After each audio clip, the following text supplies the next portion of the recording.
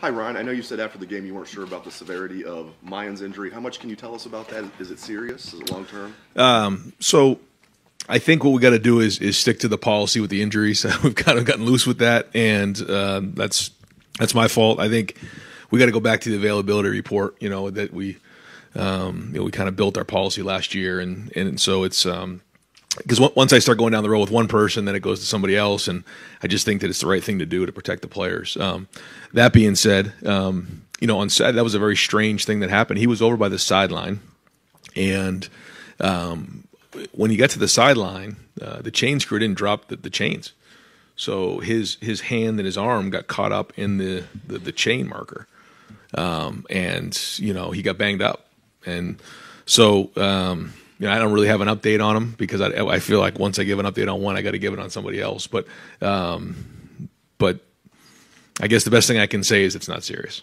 Quick follow-up on running backs. How obviously winning the game is the most important thing this week. How important is it to get Chip and Dallin some game reps this week if possible? Yeah, I want to get all those guys healthy. I feel like when Mayan's been out, Trey's kind of been out, and vice versa, and so we're looking for a full group in that unit because we're going to need these guys here down the stretch in November. So, they've done some good things, but, we're going to need them all. And to your point, it'd be really nice to get, Dallin and Chip out in the field and get them some work as well. But they've been practicing well and they deserve to get on the field. But I'm looking forward to having all those guys ready to roll for us. Brian, can I interrupt you real quick just to follow up on that? Are they supposed to drop the chains there? Was there something that didn't happen correctly with the chain gang? Yeah. Anytime, somebody goes over there, they're there to drop the chain. So, and they put mine in a tough spot there. Yeah. Over here to the right, Dom Sperry, WVMS, 10 TV. Coach, the first playoff ranking comes out tonight. Will you watch it? Do you think the Buckeyes should be in the top four? I will not watch it. I'll be at practice, and if I'm not at practice, we'll be watching the film, getting ready for Northwestern. Do I think we deserve to be in the top four? Absolutely. Do I think it matters all that much right now? No. What matters is beating Northwestern. Deep right, Jeremy Birmingham, Rivals. Ryan, forgive me if I stumble through this. I'm trying to word it correctly, but how much during the course of a game like Saturday do you, as far as play calling goes, have to measure what you need to do to win the game that you're in versus what you want to accomplish and be ready for potentially bigger games and season goals later? Yeah, when you go to Penn State, the number one goal is to win the game. That's it, period. And very, impressed with just how well we took care of the ball in that game. When you win the turnover battle 4-0 in a game like that, your chances of winning schematically go through the roof, and that's our plan to win. And when you're in those matchup games, we focus on three things. One, play great defense. How do you play great defense? You run the football and stop the run. Two, the turnover battle. And three is scoring touchdowns in the red zone. Four is special teams and winning the special teams battle. So there were some areas I thought we did a really good job of. Some other ones that we got to clean up. But no, I mean, when you take care of the ball the way we did and then turned it on in the fourth quarter, I thought that was excellent. There's some things certainly we want to clean up and do better, absolutely. And at the end of the day, it comes down to execution. And we've got to do a better job of that. And, we know that if we want to get to where we need to go in terms of our goals, then we'll have to keep building on that. But again, like you said, I think you have to measure, when you're in a game like that, the amount of risk. You can say, well, throw it every down, and then the ball gets tipped, and all it takes is a couple turnovers, and as you can see, what happens. So, when it's time to put the pedal to the metal like we did, I thought we did a great job of that, and so we just keep growing and keep building. Fifth row right, Spencer Holbrook, Letterman row. Brian, along those same lines, I think you guys were 100% run and pistol and under center.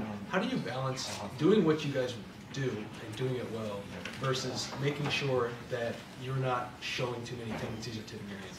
Well, I think when we were in the pistol 5 times, and 4 out of those 5 were efficient runs. So we were efficient 80% of the time in pistol runs. So I think the question probably is, why don't we run the ball more in the pistol? Third row, right, Cameron T. Robinson, the athletic. Off that, it looked like you guys ran the ball pretty well in the second half, even taking away Travion big run. I mean, Mitch had to get run for the end. You guys were a little more successful then. Was there something that changed in that second half compared to that first half? I think we got into the rhythm of the game. I think anytime you're in a game like that, there's a feeling of you want to wear the opponent down, and I think we got that going, and I think we got some tempo going, and I think you felt that a little bit in that game, you know. And I kind of felt that the week before too in the Iowa game. You know, it was those. Listen, these are good Big Ten defenses that make you work and challenge you and stop the run, and you know, we're not all of a sudden just going to go pass happy. We're not doing that. You know, we're going to be balanced, and when it's time to go, we go. But you know, when you're playing with a good defense too, it's a different feel as well. You know, you're in these matchup games, and no, I felt like, you know, in the fourth quarter there, if it kept going, we could have kept going too. You know, it would have been that way. And when you look at the games against Penn State over the years, it's kind of played out that way. You know, where we really, you know, won the game in the fourth quarter. So that was the recipe. That was what we talked about going into the game. We had an idea it would be just like that, and that's the way it turned out. Right. It seems from the outside like your team has done a good job of taking that win the moment mentality and not taking anything for granted. So I know that what the answer is to this really, the next 3 weeks are not the toughest games on your schedule, and you know what's at the fourth week there. Mm-hmm. You have other distractions with playoff and all that stuff coming out now. Like, do you change at all? Are you going to discuss 1 week at a time more? How do you manage this stretch when you know it's not as significant necessarily as November 26th? Yeah, well, I think the first thing is that we've always said it's about us. So why does that change this week? It doesn't matter. Last week going into Penn State, it was about us. It was about our preparation. I think that's the first thing. So if that's the case, then let's just focus on us and getting better. I think the second thing is, you know, you have to continue to do what you're doing and get better every week. If you don't, not only do you show weakness, but you set yourself up for problems down the road. And I think that when you know, you have a problem or you lose a game, maybe it's something you did that week, but maybe it's something you did the weeks leading up to it. So for us, you know, our goals are still our goals, and if we don't maximize every single minute of the day this week, then it doesn't matter. And I mean, listen, you know, it's a Big Ten matchup. It's on the road. You know, Fitz does an unbelievable job. I know maybe they don't have the record that they want to, but we got to go play football, and you know, we want to play at a high level. That's the goal here. So it, again, really shouldn't matter who we're playing against, and the competitive stamina is exactly what we talked about at the beginning of the season, and we'll continue to reiterate that this week. When you say that it's about us, how do you evaluate a Tuesday to tell you that no matter who you play on Saturday, that's showing up? I think it starts with energy. I think it starts with, you know, how guys are running. I think how guys are hitting, the pad level, the juice in practice, and then I think it's the execution. So I mean, if you look at the energy and you look at the execution, you know, at the end of the day, you can kind of check that box. I thought we had good practice last week, and that can't change this week. It doesn't matter. The focus has to be on us. So we'll look at those two things. Fourth row middle, Tony German, Buckeye Hub. Ryan, why didn't you run the ball on the pistol more? Seriously. Different question, if that's okay. Yeah. Did you look and see any consistent reason for the delay of games? Yeah, the crowd noise certainly was an issue. In the red area, we were trying to check a couple plays, and because of all the communication issues right there, we could have done it a lot faster. One of them early in the game, I checked the play, and I shouldn't have done that early. It was loud, it was crazy, so that's on me. On the false starts down there, which seemed to be more of the issue than it was the delayed game. What was happening was, you know, we were tapping the center once we were ready, and then Luke would give the indicator, and then we'd snap the ball. Well, on both of those plays, the nose guard jumped off sides. Well, Cade Stover's looking down at the ball to see when he's going to, you know, go block the linebacker who's blitzing off the edge in a zero pressure.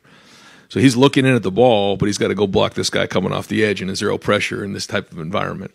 And both times when that guy jumped into the neutral zone, he jumped. Well, quite honestly, I thought that that's a penalty on the defense, but the rule says that only the guys that are directly across from the guy who jumped in the neutral zone have protection. So if they move, then it's offsides. They're in the neutral zone. But if it's somebody that's not lined up adjacent to that guy, it's a false start on the offense.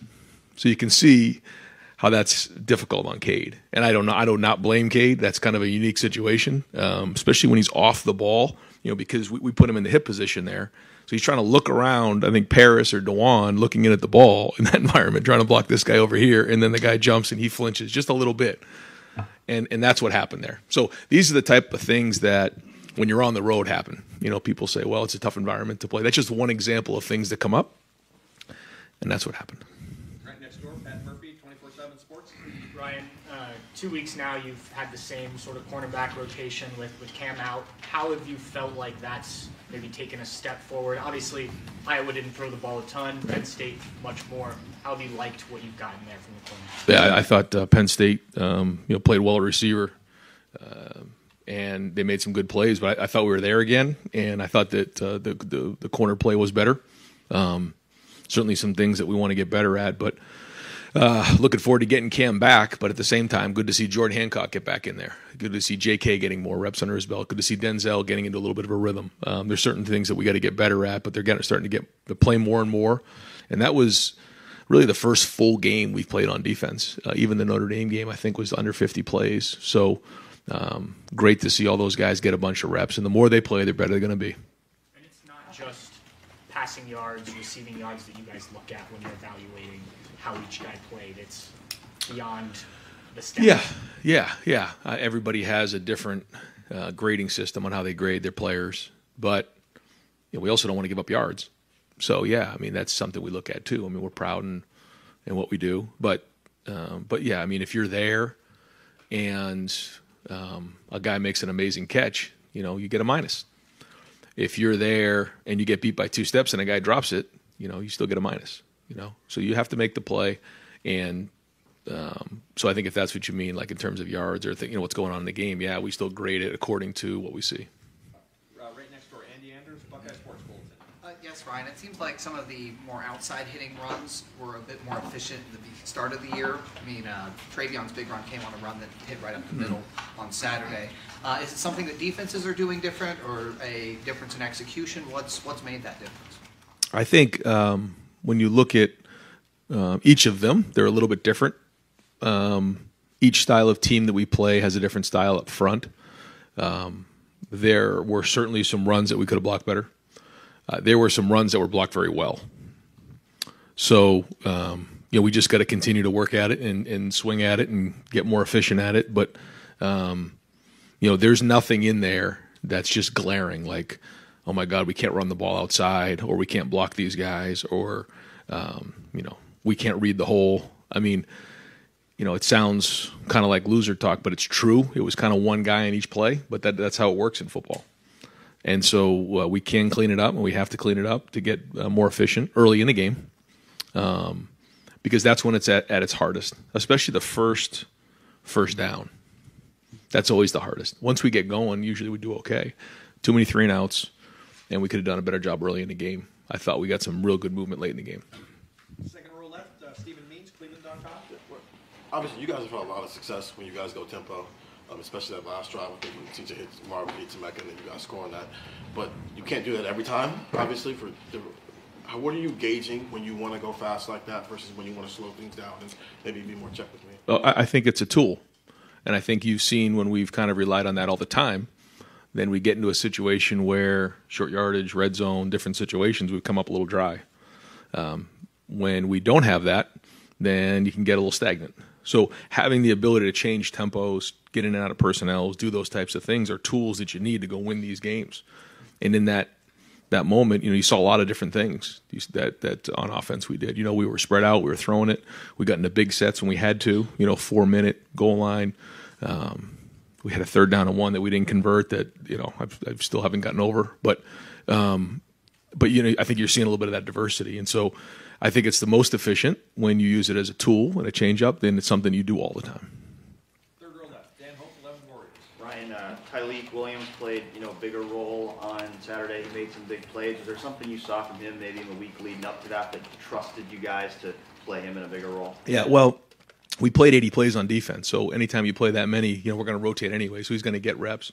But I thought he's been practicing better. You've heard that come out of the defensive room. You've heard it from Larry now that he's been practicing better. And then the fourth down play that he had was excellent. The sack that he had was excellent. I think that Larry did a nice job in that game of rotating those guys, especially when they were playing with a little bit of tempo, play 4 and 5, wholesale change, 4 fresh bodies, sack. I mean, I think that makes a huge difference when you can do that. And Tyleek is very talented, but I think he's really learning the game more and more every week. But I think that whole room had a great day. But one thing I recognized after the first third down catch to Marvin on the sideline, I think Tyleek was right there with Teron and those guys, and they were like pointing first down, and they were like up on the sideline. There was just a great energy on that sideline, and they were leading the way on it. And certainly, you saw what those guys did, but it started with their attitude, and that makes a difference when you're on the road, when you're positive and you're leading. Fourth row left, Jacob Bench, the Lantern. Yeah, hey Ryan, I wanted to ask you a little bit of a non-football question. Just with November now, campus gets busy with election season and whatnot. Just how often do you see your players maybe nowadays be politically aware, maybe use their platforms? I'm not sure how often NIL maybe plays a part in it, but how often do you see your players maybe get politically active? I think it happened more, during the presidential election than it did, in between. And I think maybe more in the off season than during the season. But our guys are very educated and they have strong opinions. But I think the thing that's great about the game of football is you have guys in that room from all kinds of different backgrounds. You have guys from the islands. You have guys from different parts of the world, Australia, Germany, Seattle, the West Coast, East Coast, Texas, Florida. You got guys from the farm. You got guys from inner city. You got guys from country clubs, all over the place. But they're all in that room together with all kinds of different backgrounds. But I think the thing that I've really learned to appreciate is they really do appreciate where other guys are coming from, whether it's political beliefs or just backgrounds in general. And they do share. And I think it's neat. I think that's what's special about the game of football. Deep left, Justin Holbrook, WCMH. Going back to Cade, you mentioned him picking up a zero block for pass. He did a double block with Trayvon's touchdown, and he was rewarded with a touchdown. I know that's the goal of the tight end to do all three, but to see him do all three and do it well, even after a couple of missed bubble screen blocks, what does that show about him and his season that he's had? Listen, Cade, it was unbelievable on Saturday, and you saw his play. I think he had 78 yards catching. He had the touchdown, but his blocking on the touchdown, I mean, he took 2 guys, like you said, on the backside of that zone play. But it was his leadership on the sideline. I mean, he never wavered. He was right there. He's been like that all along. And, for us to get that turnover with JT, come back, throw it to him, and then him break those tackles, it was just kind of one of those things where you're like, okay, this all makes sense right now because he deserved that moment after all the hard work that he's been through. And he does a lot of the dirty work the tight ends do.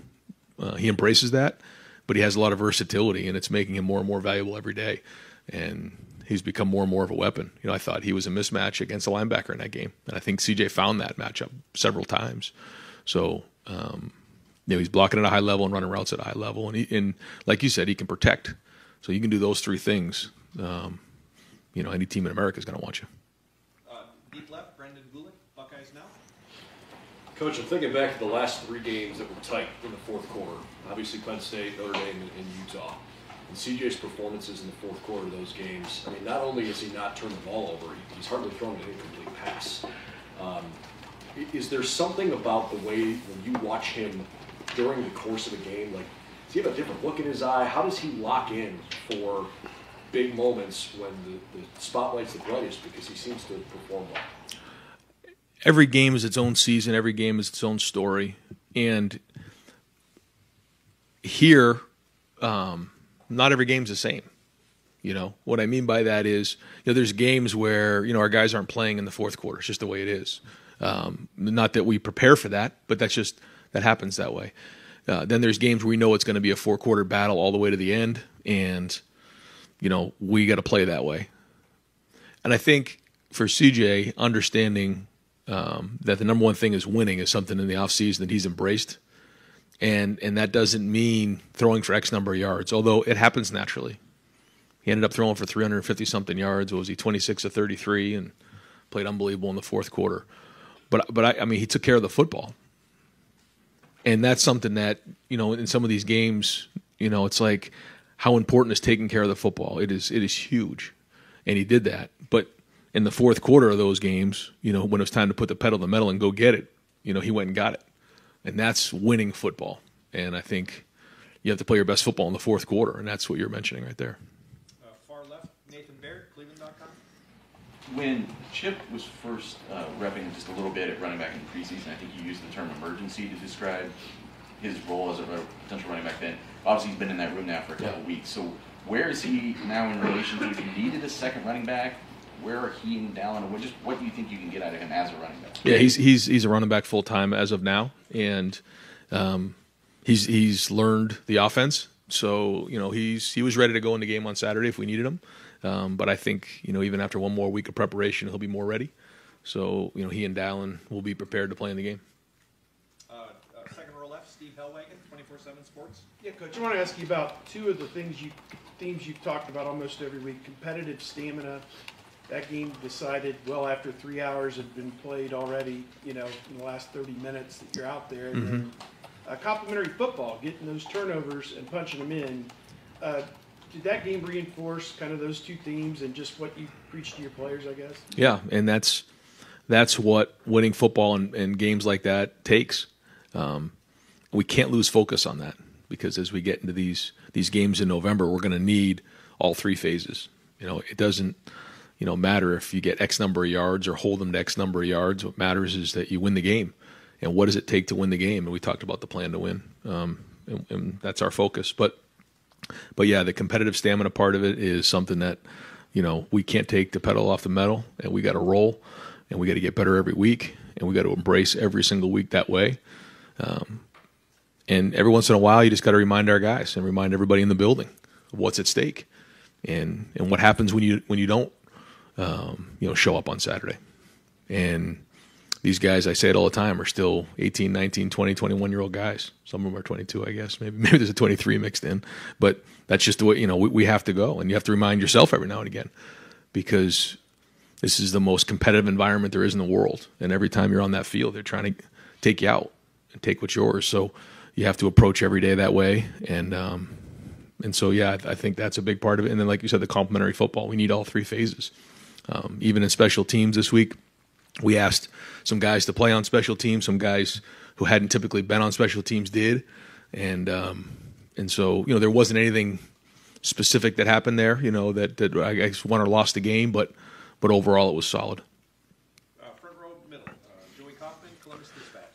Ryan, you mentioned Denzel Corner getting into more of a rhythm lately. What are the things that are standing out to you that he's doing on film? Well, I think the first thing is he's practicing consistently. He's playing every play at a high level. You don't, when you have an injury like that, it takes you out for a little while. You have to get yourself back into playing shape, and I think he's doing that. And I think his feet are moving well. I think he's covering. I think he's, now has, I guess for him probably 6 games or so under his belt playing in the system. So I think when you add all those things up, you're starting to see him get better and better. Hey, Coach, there's a lot of excitement and emotion from you revealing that JT was the Big Ten Defensive Player of the Week yesterday. Can you talk about that moment and the camaraderie within this group? Yeah, that just kind of happened organically. We do our champions meeting every Sunday. We go through the things that we talk about that are important on offense, defense, and special teams on a Tuesday, which we'll be doing here at 2:30. We review that to see if those things get done. We go through the plan to win to see what we did in the plan to win, what we need to do better at. And then we recognize those who are champions. And it's a big deal to grade out a champion. It's a huge deal. There's so much that goes in to getting on that field and grading over 80% to be a champion. And so when we call out each guy, everybody in that room is clapping. And if they're not, it's a big deal. So there's a lot of energy in the room. But when it got to JT as player of the game on defense, that was the longest list I think we would ever had. So I took a deep breath, and then the guys really like it when there's a list of things that they have done in that game. And so, we were just going through it, and the guys were into it, and you could just feel it getting bigger and bigger and bigger, and it was just one of those things, and the guys went nuts. And certainly, one of the most historic games, I guess, in college football. I guess that's not an exaggeration to say that because of what he did. So it deserved that type of excitement. Right next door, Clay Hall, WSYX. Are you still hopeful JSN could play for you this season, including the postseason? Absolutely. You are. Yes. If he can't go, given the productivity of what you have now, can you achieve your goals without him? I think we can. But at the same time, we'd love to have him back, as I'm sure you can imagine. But, this team is working hard, and, that's why we build depth, because you just don't know. And I'm sure that there's more adversity coming our way. So, we're going to rely on our leadership, and we're into November now. So you just never know what's coming. And I think we've built up some hardness to us, and we got to keep building on that as well. Second row right, Bill Landis, Rivals. Ryan, we've talked with you a few times about how sometimes you have to separate result from process. And you said, you ran the ball every time out of pistol, 4 or 5 were efficient. Is it still good process to do anything 100% of the time, whether that's throw or pass out of a given formation? If it's working, yeah. I mean, I think what you have to do is you always look to see, why are you doing something? When you put the back in the offset, well, you give away everything. You can only really run so many things, right? Or the protection's going one way. So almost every defense is based on the offset of the back. The minute the back goes back there, everything's equal again.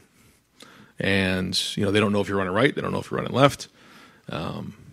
Now they can play a little more downhill, but then as you can see in the Iowa game, we lined up back there. We got a huge touchdown play because he was back there, and they thought it was a run. But now, if you're looking at the numbers and you say, well, every time you're in a certain formation, you're not getting anything out of it, yeah, move on.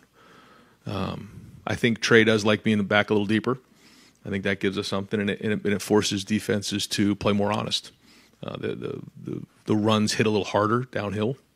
So we take all those types of things into consideration. I don't think the concern about that maybe the fan base has is why do you get in the pistol? I think it makes sense, everything you just explained. I think it's more why don't you there was no play action pass out of pistol. I know, but if you're 4 out of 5 efficient, then what's the problem? Well, I think half of your plays under center were negative or 0 runs. No, one of them was. From under center? Oh no, the one from under center was very well blocked, and it was a really clean play. So that's not the reason why, is because we line up in the pistol that teams are ganging up on one way or the other. So I don't quite understand any of that. So the inefficiencies running the ball the last 2 weeks, how much of that you wouldn't attribute any of that to perhaps tipping your hand by formation No. in terms of your play call? No, not at all. Okay. Right next door, Doug Lesmaurice, Cleveland.com. Ryan, when you're going on the road to a stadium where there is a shared tunnel, do you have? You gotta go now. I'm gonna go down a bad road here. Do you have a few more weeks. Any concerns about that going in, and do you have any preparation to try to avoid any potential problems in the tunnel? Yeah, I'm not gonna go down that road. I'm not gonna comment on that. Is that something you think about? Yeah. We try to plan ahead to make sure there's no issues. Yeah. Here, separate tunnels. Do you like this setup at Ohio Stadium? But you guys do sometimes, right? You got the cross on the field to the opposite tunnel. Do you have ever concerns or preparations for, hey, let's make sure there's not anything in the crossover of the two teams? Yeah, we try to do the best we can to make sure there's no problems. Yeah. Is that? I mean, obviously, it's their thing. You don't want to get involved. I understand that, but it's not great for college football when you have stuff like that. Sometimes there are logistical things that the logistics can contribute to situations sometimes that you didn't build the stadium, but you have to deal with the results of it, right? I mean, it is something, it must be it crosses your mind at times to prepare for every contingency. Yes. I get it. I just don't want to go there. No, I understand. No, it's a little hot right now. No, yeah, they're good questions though. Front row middle, Bill Rabinowitz, Columbus Dispatch. It's really tempting to follow up on that. I will. We know Northwestern's had its troubles, but they have a really good offensive tackle, and so do you. We have two, but specifically on Paris Johnson. Skronsky's really good for them. How well has Paris played for you? Well, I think he's getting better every week. I think that he started off moving from guard to tackle, and the more he plays, the more confidence he gets. I know he's, all those guys want to get better in all areas. The run, the protection, as we start to get against better and better players, the challenges become more and more.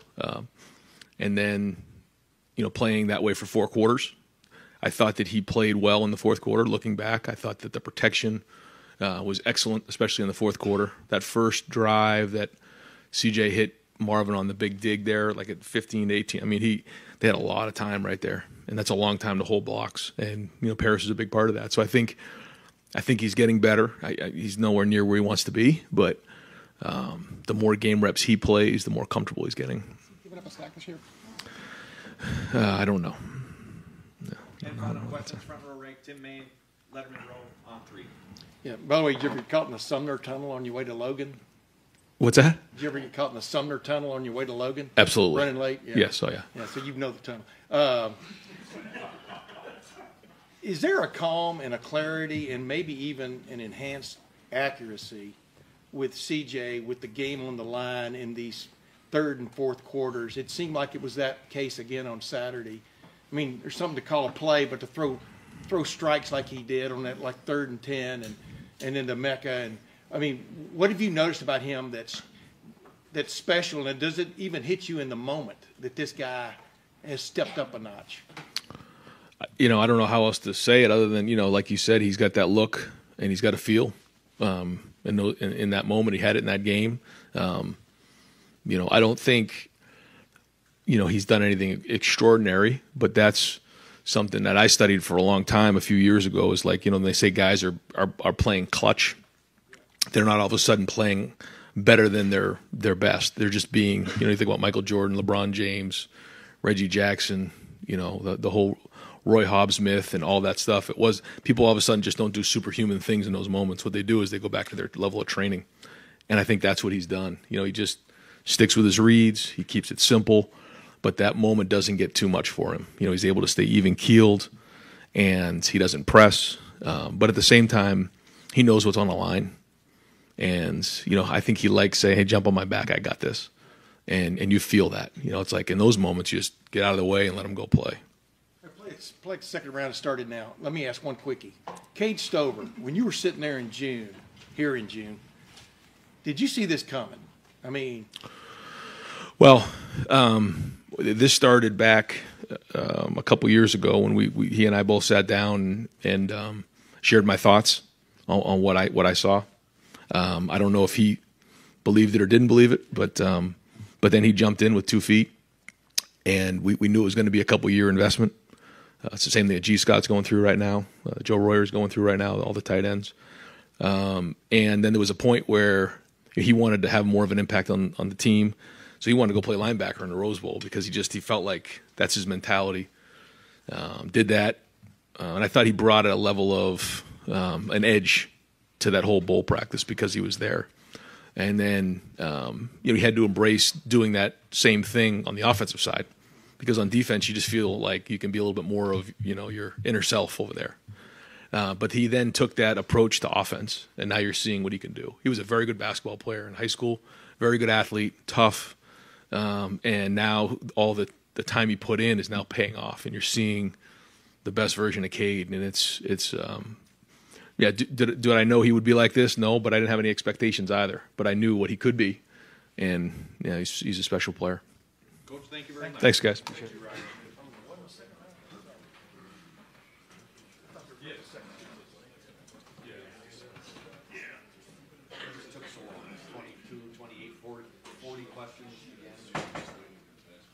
All right, folks, we're going to open up the floor for questions with Coach Jim Knowles. You got about 15 minutes here. Second row left, Stephen Means, Cleveland.com. Defensive touchdowns are never a bad thing, but it also means you've got to go right back on the field. How do you quickly kind of transition on to the next series of plays when those types of things happen? You've always had this mindset. Yeah, I mean, get the ball back to offense. You can feel it. I mean, I know when I'm calling plays or communicating downstairs, you feel like that rush and then a dropout, and it's just like I always talk about. It's just habits. They have to remember that defense is right now proposition. You got to go out and stop them. It doesn't matter what happened the play before, but it is something that you have all your coaches kind of in their ear, trying to get them to re-energize, and I think it's just human nature that it's hard to do. Right behind him, Dan Hope, 11 Warriors. And we saw Tyleek play a bigger role in this past week's game. Just what did you maybe see from him leading up to that game that enabled him to have his biggest game? He's got really freakish athletic ability for his size. So with Tyleek, it's been just about developing consistency in practice, so that he earns those reps and those opportunities. He's been doing that more and more in practice, and I always knew he had the ability. Second row right, Bill Landis, Rivals. Jim, you've talked before about, I guess, your tolerance for how many big plays you want to give up in a game, and I can't recall how many you gave up against Penn State. Too many. Well, what I'm wondering is when you have the takeaways you had and your defense scores, in your mind, do those things cancel each other out? Like if you have 7 big plays, does it get knocked down to 4 if you have 4 takeaways? No. They still all count, and they still all need to be dealt with. We had a few too many against Penn State, and we've dealt with them. It's never okay, but I guess you can build the positive out of it when it happens, and you're doing a lot of good other things, and you win the game. You can take it and show why it happened and how we can fix it. But it doesn't even it out. That would be like, I always thought, well, if the defense scores a touchdown, really shouldn't it come off the offense's score? You know what I mean? So it would be like, if it was if we were up 14-0 and we got a touchdown, shouldn't it be 14 to -7? You know what I mean? Like the defense always gets you get the short end of that stick, but there is no balance, and that's defense. Once you start thinking like that, that's the wrong mentality in my book. You got to win every play. Fourth row right, Cameron Teague Robinson, The Athletic. Jim, Ronnie had a few nice plays in pass coverage and kind of in the middle with that secondary. We talk a lot about the corners, but just the safeties, the way they clog things up in the middle and close passing lanes pretty quickly, mixed with the linebackers. And how would you evaluate how they've done in that particular part of their game? For first year, new system, I think they've done work, in terms of doing the things that you're talking about, defending the middle of the field, sitting on routes, having that confidence to, you have to like sit on a cliff there, and not back up because there's too much space. Once you do, could get bodied out. Good players will make plays on you if you back up. So I think they've really taken to it, and they hold their ground pretty well in the middle.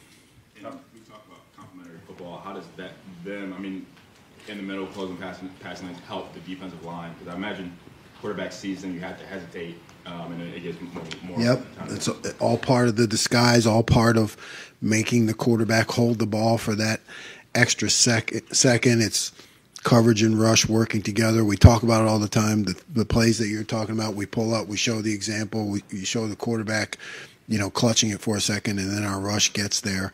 I think it's really the key to pass defense. Right behind him, Spencer Holbrook, Letterman Row. Jim, just how unique is it to see a defensive end the size of JT break on a ball like a corner? Very unique. You remember, I'm a guy that's worked my way up, so being around someone like JT with those kind of skills, it's I've been around a guy or two in the past who has some of those unique athletic traits, but not at that size, and we saw it in practice. We actually saw him do it a couple times in practice, so I don't think any of us were surprised, but it's good to see him get those plays and then get the acknowledgement, that he deserves. it's not easy. He's a guy who's a big time prospect, and then a lot of pressure from all different areas that he should have this, he should have that, this many sacks, and he's been able to keep his head on straight, and his family's been great and supportive, and we've been supportive. So because we knew it was there, it's just a matter of time. So it's good to see him get that recognition. To you trusting a defensive end to drop back into coverage, is there a certain level that you have to see from those guys to be able to trust them to do that in your coverage? Yeah, you put it in as part of the system because it is something that I like to have, as a change-up, because it changes the entire structure for a quarterback. Then I think what you're talking about is how much you call it is based on how well the guys do, how you match that with your personnel. And it was a nice thing to see. We actually called it a few times and made the quarterback hold the ball or got the interception. Far right, Clay Hall, WSYX. Is that the best performance by a DN you've ever seen? How have you described what he did Saturday to others?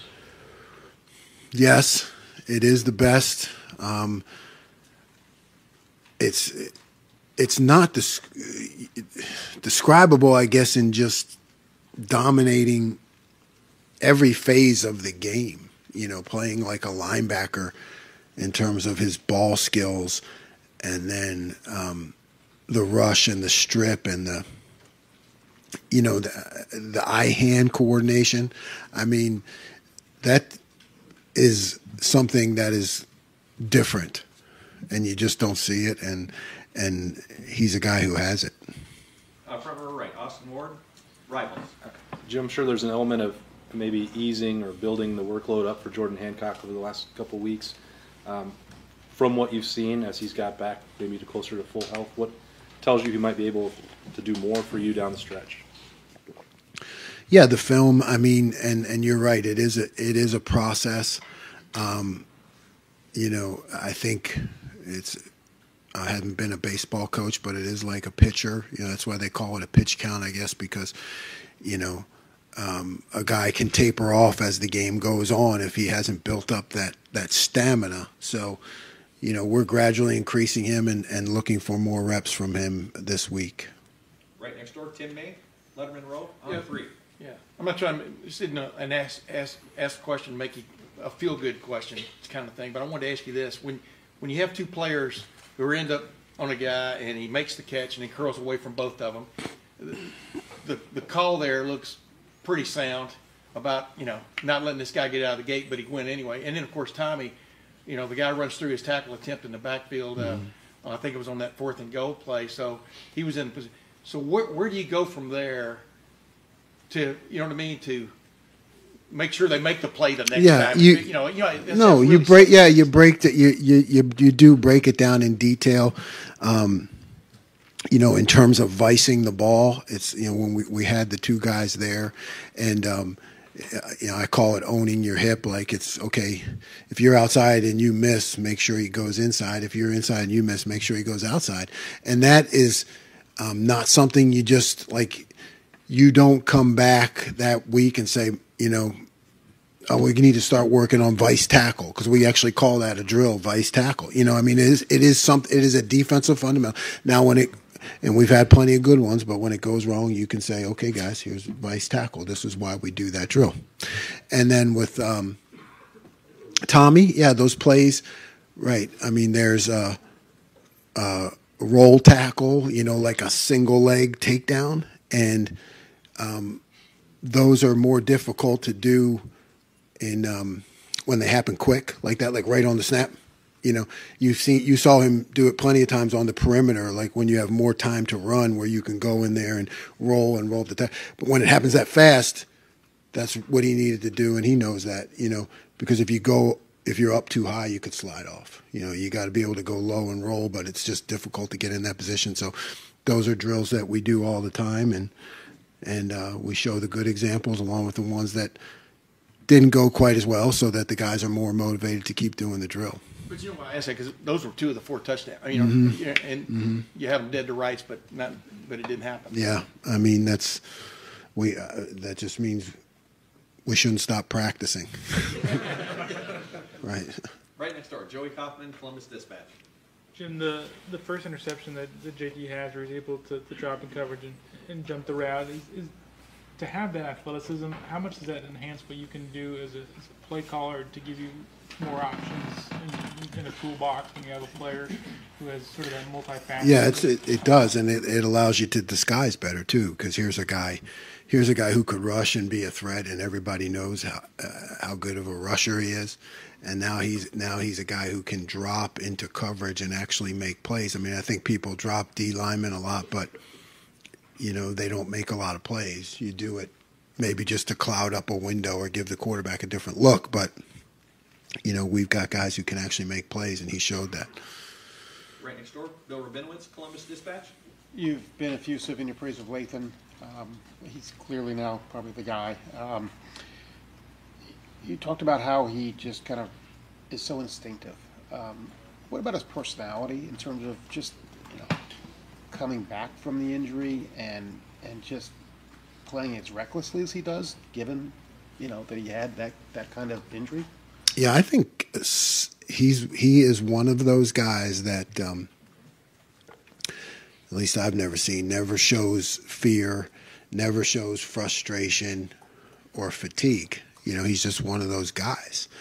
And I'm sure, when he was a kid, he was one of those kids who just kind of threw his body around. His parents could some guys just have that ability to, run through a wall and not be fazed by it. And he's one of those guys.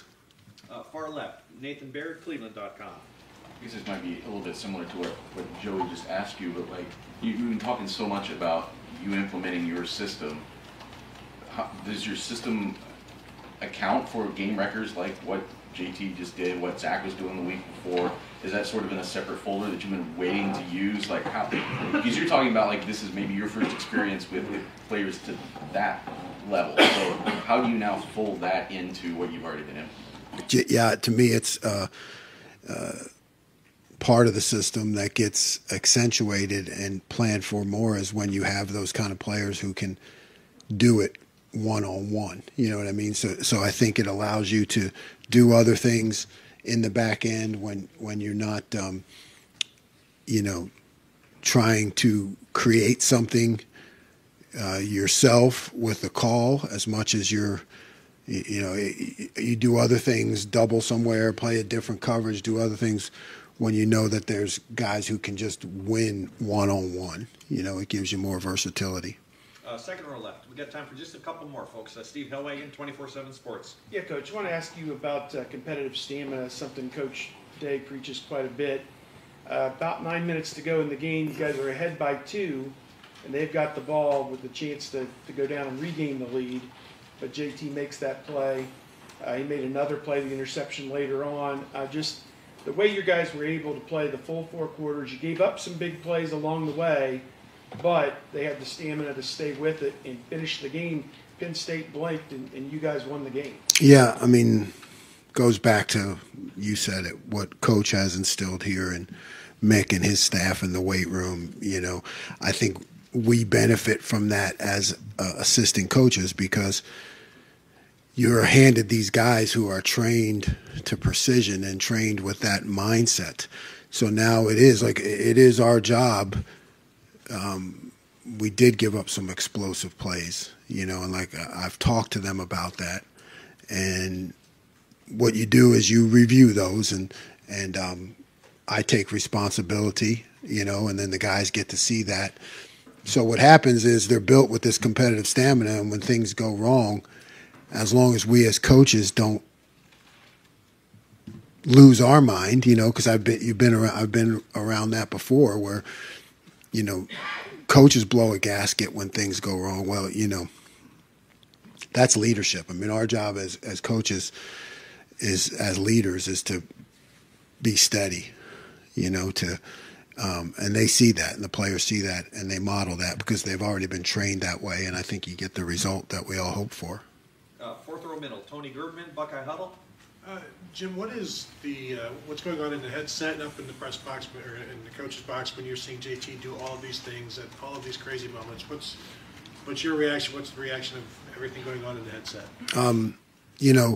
it's really pretty quiet because I mean everybody puts their when you put your microphone up, so because when you're a play caller you really need that quiet, so you don't hear the field, so it's really pretty quiet. I'm sure they're all down there celebrating and going crazy, and that's what they should do. I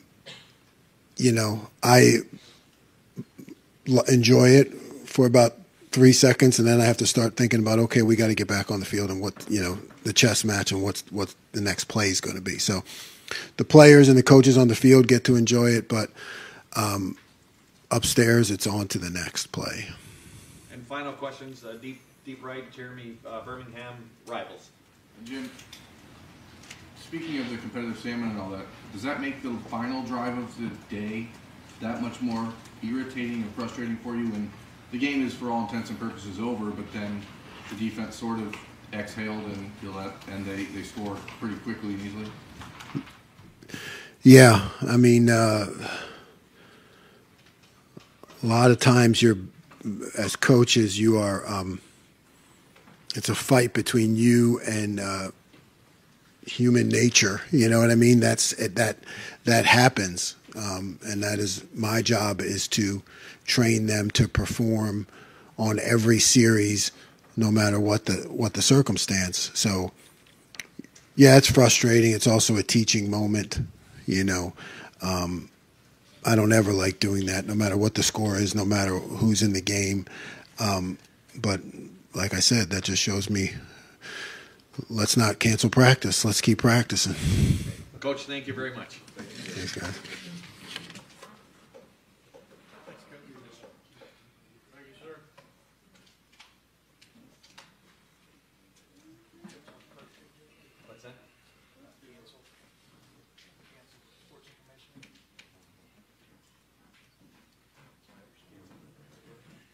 All right, folks, we're going to open up the floor for Coach Hartline here for about 15 minutes. Thanks, Coach. Front row left, Dave Biddle, 24/7 Sports. Hi, Brian. Dave. Insights on your true freshman wide receivers. Just how are they coming along? If one or two of those guys needed to step up in a big game, how confident are you in those guys? They're doing well. I think that, I think as of late, they're beginning more and more momentum. They need to step up. Yeah, I think their continual growth. I think the biggest thing with those guys is just really seeing the guys around them that they're surrounded by, and continue to buy in and continue to improve. That's definitely happening. I think a couple guys are really starting to kind of come out of that group, in my opinion. So that being said, there's a lot of football left, and what they do over the next 2 months will be critical for them going into next spring. And I have a pretty good feel about where they're at and where they're going. I think they're starting to, sharpen their teeth a little bit on special teams, and that's been important. Always has been here. So for them to continue to do that, I think that'll be a good starting point for them. Brian, you always knew there was going to be a development process with Julian, and then it hit a bunch of setbacks along the way. How close is he to what you think he can become, and how far has he already come? Yeah, Julian has done a great job, as you guys have seen. So, I think that he's got to continue to progress. I think, the one thing he'd probably say is he's gotten so much better, but the difference between getting better in the practice field and then taking that to the game and applying it to the game, and then the amount of reps you get on game day, just that body of work builds. And so, once you get to a point where you can do it, then the conversation becomes how often. And I think that he's continuing to grow in that facet. I think he's doing a phenomenal job. You guys all see it. But the more and more opportunities he gets, and the more plays he makes, the more momentum he's going to continue to build. And he's only scratching the surface. What he's capable of, I'm not even sure I know what he's capable of, because he's so athletic. He works so hard. And there's really not much he can't do. He's got to continue to stay healthy. He's doing a great job with that. But I think the sky's the limit for him. Thank you, Jerry. You don't coach this guy on a day-to-day basis, but you help coordinate the plays, the design, the passing scheme, et cetera. How much of a surprise or just whatever you want to call it of Cade Stover's rise this year from in June when you're thinking about, can this guy even be that, game breaker kind of tight end? to what we saw on Saturday, for example, another great example of him catching the ball and I'm glad you pointed that out. I think Cade's doing a phenomenal job. I mean, where he was last spring to where he is now, that whole tight end room, frankly, is taking a huge step. Not just Cade. So, but what he's brought to our offense, has been so critical. I'm not so sure. Again, not that the whole room's taking a step, but Cade's been a huge part of that, and we probably wouldn't be where we are right now if it wasn't for Cade and how much he's grown, and a lot of credit to that, that room and Coach Wilson, and so he's developed into a great player. I think he'll tell you he's still got a long ways to go, but some big plays on Saturday. He's made big plays all year, and he's got to continue to ascend if we want to get to where we want to get to. Yeah, Brian, how much attention have you been able to pay to Sam Wiglis, a big season for Ohio, and how proud are you of a guy like that who obviously you've helped so much? Yeah, Wiggy's killing it, and I don't know if he's still tied for the MAC touchdowns. I think he was, but I wouldn't say we're too shocked here. I mean, we gave him raving reviews when he was trying to figure out his next steps and what we could get done here, and unfortunately, it didn't work out here, but we always knew what he was and what he was capable of, and I'm just glad he's having a blast. Obviously, we talk probably every couple of weeks or so, but social media gives you that platform where you feel like you talk like every day. But no, he's killing it. We all love Sammy. We all follow each other. His family's great, so can't be more happy for him. What kind of stood out about his game and repertoire? While you had him here on campus. What stood out? I mean, probably, I can give you all the normal responses if you want, but, lunch pail guy, deceptively fast, No, I think that he was a good route runner. He really was. He was very consistent, always did his job. And that's the thing what's amazing about football is, it's a team sport. And when you say that, you don't always need extraordinary, ability to be a huge part of an offense. And I think those that are the most consistent and those that, just do their job consistently over time with great efficiency end up being great players. And I think, Sam embodied that. And, when he left, we definitely felt his loss, but we root for him from afar for sure. Right in front of Griffin, Steve Hellwagen, 24/7 Sports. Yeah, Coach. I want to ask, you guys had 60 plays on offense this past week, and it looks like more times than not you're going with your lead three quite a bit. And I know Xavier got in there for a few extra plays, maybe it seemed like than maybe he normally plays. How important is it to develop a fourth and fifth guy if you take into account you don't know if you're ever going to have Jackson or when that may happen? Just, is there too much of the top three guys? Is that a diminishing return maybe? Those guys have too big of a load.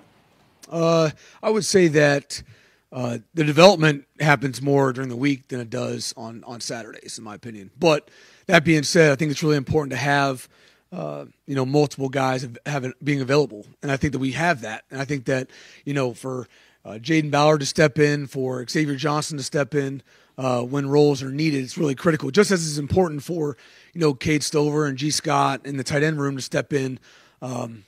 In the slot or inside as well. So we do a lot of things throughout the week, not necessarily maybe on Saturdays, but I'd say the ammunition and what we have, availability to us is being built throughout the week. Are you confident you have to go to 4 and 5? Xavier made the play against Notre Dame, so that's kind of endemic, but you feel pretty comfortable with those guys? Oh, I feel great with those guys, and I think that we'll continue to move forward how we're operating now, and as the scheme allows, we'll move guys around and whatnot. But we have a bunch of guys that do all really good things, and I think we're on a good track right now. Right next door, Stephen Means, Cleveland.com. You lost 2 first-rounders last year, and then Jackson he came in as the best receiver in the country, and you've had him for 60 snaps. And Marvin and Emeka have made that look kind of irrelevant that you lost that much production. I know you're not going to sit here and praise him because that's not the type of guy, but what have you liked and what have you not liked about the way those two have stepped up into these roles and emerged the way they have? I think it's a lot to like. I would say that, they hold themselves to a standard that's higher than we probably try to hold them to. And for them, they would probably tell you that they expected nothing different.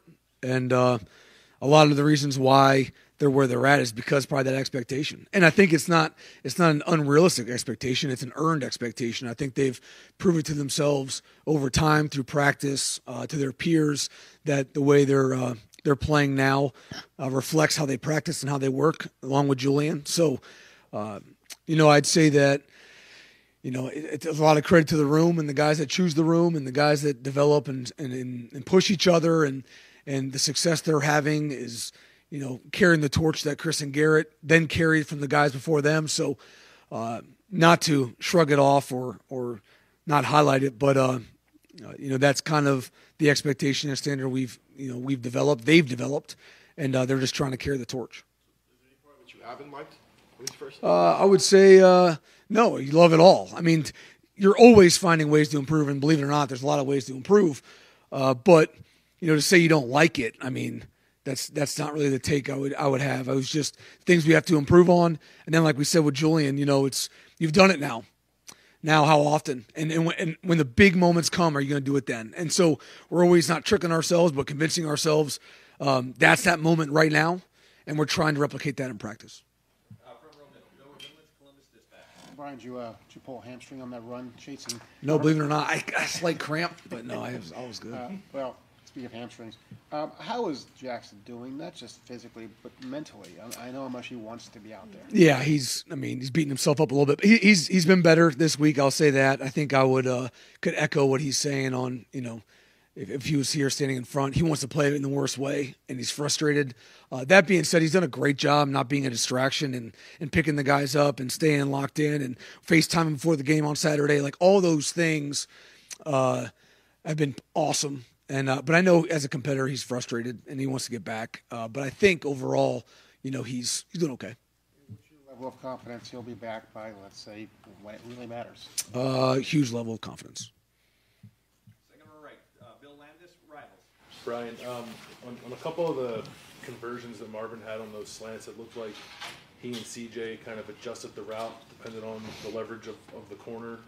How much work goes into a quarterback and receiver being able to trust each other on those kind of plays, especially, you're trying to convert 4th and 7 or you're trying to convert 3rd and 10 in the fourth quarter. Like, those are big moments. I think trust is just the body of work. It's not necessarily, this particular route. I mean, they spend a lot of time doing things, but I guess, my point of view would just be the overall trust. And then to be able to communicate that on the sideline, lock eyes, understand you're good, yeah, I'm good, then you execute. And I think that they've done a great job with that. I mean, they're pros, and sometimes that's just things you can teach it, but that's just earned, and not only earned from themselves but us. I mean, it's just everything. There's so much that goes into that. But that being said, those are some great plays by two great players, and having that is probably important to getting to where we want to get to. Fifth row right, Spencer Holbrook. Letterman row. Letterman row. There you go. Brian, you played in the NFL for a long time. You played it here with a guy who played for the Colts in the NFL. When you watch Marv work the way he does in this building, do you see that level of work ethic and approach that it takes to get to that level? Because it seems like, to us, we keep asking about his work ethic, and it seems very professional, but you were the one who actually did it. Do you see that? Yeah, I mean, just call it what it is. It's beyond professional. I mean, there's a lot of professionals that never worked like him.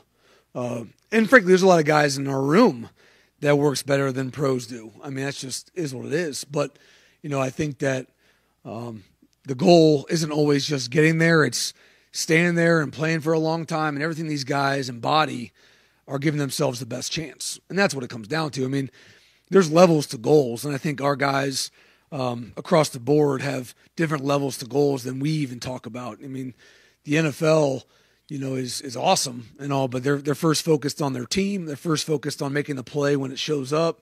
Then maybe it's the NFL, and then it's lasting in the NFL for a long time. So the pro comparison is good, but these guys have overachieved that from a work ethic standpoint. So that's, in my mind, nominal. You had Chris for young guys to watch for a long time. Now you go to Marv for these young guys to watch. I know that you put in the work to help these guys get better, but to have a guy like Chris and then transition immediately to a guy like Marvin for the younger players to watch work. How advantageous is that for you? Yeah, it's huge. I mean, for a coach to just be able to, to point to his peer and it's one thing to talk about things sometimes, whether it be, technically or, culturally, but to be able to directly show it in person is nothing like anything else. So, like I said, whether it's running a route or whether it's, how you handle your business, there's lots of examples, great examples throughout this building, and we're blessed with that. I think that probably the skill for a coach is just identifying that and then, correctly communicating that to the other individual, but it's all through this building.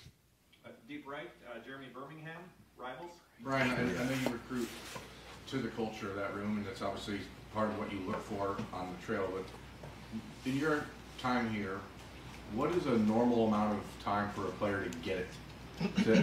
And does that just vary by the person, or is there generally something that happens where you see someone say, okay, now I understand?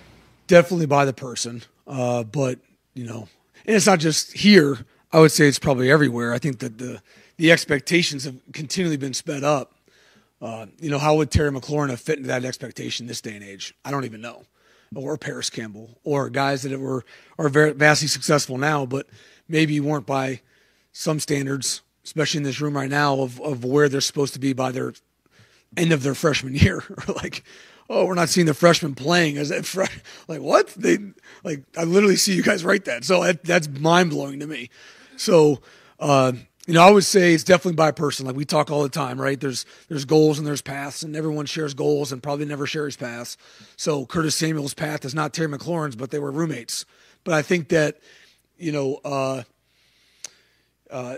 it is indicative of the individual. I think, Jaden Ballard's doing a great job, but on his own path, then maybe a Mech and Marv that were in the same class.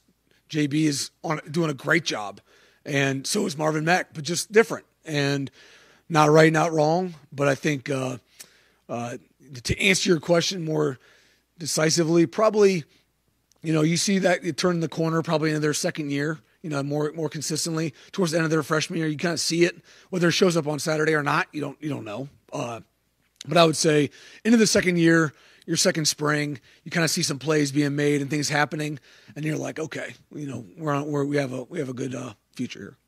Vocal leaders, because that room traditionally in the last handful of years with guys like Chris and now Marv and Emeka and Julian are not really generally vocal as far as we see on the. So that's actually the opposite. Chris was not vocal. Good show of example for sure. I mean, but Julian's been very vocal and he's killing it. And I think Mech's grown in that department. Definitely not Marvin's cup of tea, but. But they all do it in their own way. And I think, again, there's examples everywhere, and it's just up to the coaches and the peers and to see the examples and, again, communicate them effectively to who needs it, and because we're surrounded by it all over this building. Couple more. Cameron T. Robinson, The Athletic.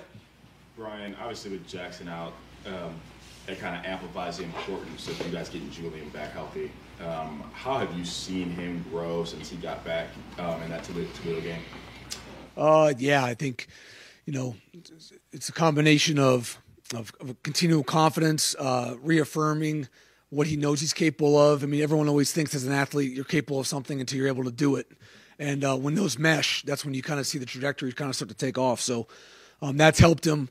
I think being able to just operate healthy, I mean, that's, I'm sure you guys play some golf, go out there and swing a club when your back's sore. These guys out here playing football, against some of the best players in the country, and we expect them, to feel great and play great, but, things hurt. So, he's doing a great job with that, making huge plays, maximizing opportunities. I don't know if anyone's done it better, and so, yeah, I mean, I think the future is bright, and everyone in this room kind of sees that, and he's been a huge part of what we've done so far this year. And final question, front row, right, Joey Kaufman, Columbus Dispatch. Brian, the receivers here, none of them really dropped very many passes, and I'm sure that's very fundamental for a receiver. But I think the stats show that maybe they've dropped 5 all year, which is again really low. What are the factors that go into that? How much is that emphasized? How much is that taught? Is that just innate ability? Just curious what kind of leads to that. I think it's a lot of credit to the way we practice, and not just as receivers, but as a team, we have such a heightened importance on each snap.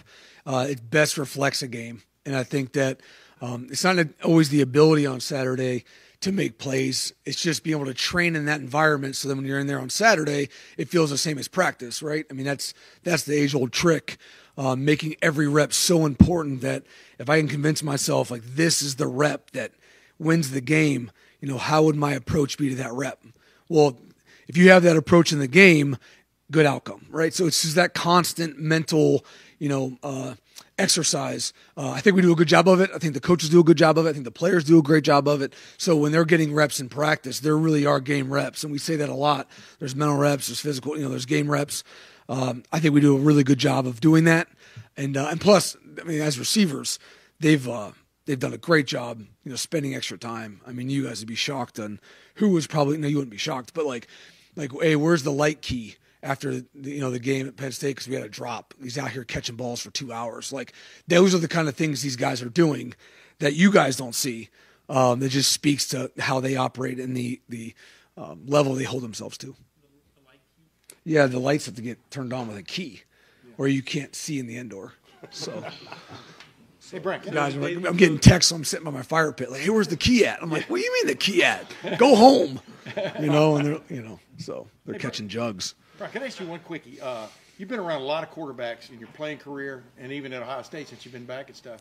CJ, is he, I don't know, where would you, I'm not going to rate these guys, but describe his calmness or whatever you want to call it when the games have been on the line in these second halves of games, Utah, Notre Dame, what stands out about that from your vantage point? Yeah, his calm definitely provides a lot of confidence that you're kind of alluding to. And it's definitely been a growth spot from where he was when he first started, which anyone would, but he has. Some guys just don't. He has, and the guys feel it. He keeps it calm. Lots of confidence coming from him. I would say that. I wouldn't say I'm not the quarterback coach, but you can just feel that maturity and growth on the sideline that I know everyone feels and alludes to more from the O-line. Hey, you're good. And to the receivers, I mean, that's been pretty critical and very palpable when you're on the sideline as a coach and as a player. So what you're hitting on is definitely pretty special from CJ's growth. Yeah. The accuracy of throwing the football in those moments. I mean, that's what it finally comes down to, right? Yep. I mean, yeah. I mean, when your number's called, you make the play and keeps making the play. So it's good. Coach, thank you very much. Thanks, guys.